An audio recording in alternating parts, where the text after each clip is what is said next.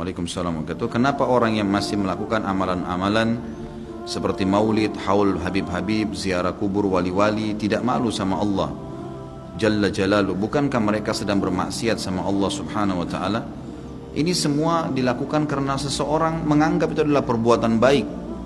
Dan kebanyakan teman-teman kita ini, semoga Allah berikan hidayah, mereka menyangka mereka sedang mendekatkan diri kepada Allah Subhanahu wa Ta'ala. Padahal kita tahu semuanya, kalau Allah Subhanahu wa Ta'ala telah mengutus Nabi-Nya Muhammad sallallahu alaihi wasallam untuk mengajarkan ajaran yang dia inginkan.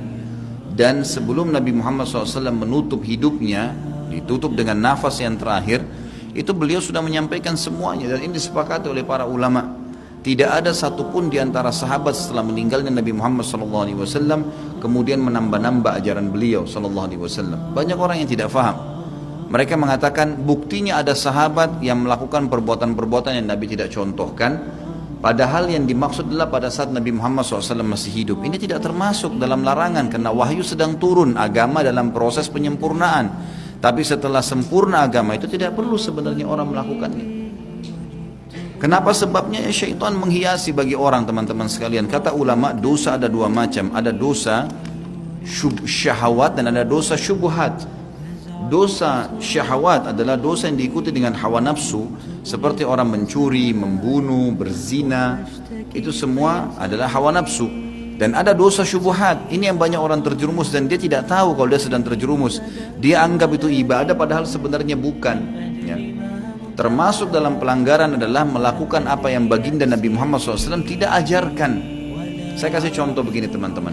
Kalau anda berkata maulid ini memperingati hari lahirnya atau hari matinya seseorang adalah hal yang boleh-boleh saja karena itu baik, teman-teman. Seperti anda sedang kerja di satu perusahaan. Kita kerja di satu perusahaan. Perusahaan punya peraturan-peraturan.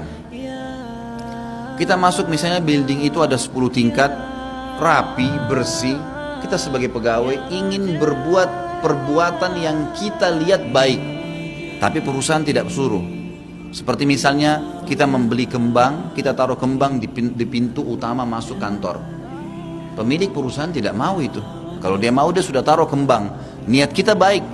Atau kita merombak settingan yang ada di kantor yang sudah ditaruh. Meja, komputer, atau lampunya kita ganti warnanya. Atau kita ubah settingannya. Saya yakin pemilik perusahaan tidak akan setuju walaupun itu niatnya baik. Itu rasional sekali.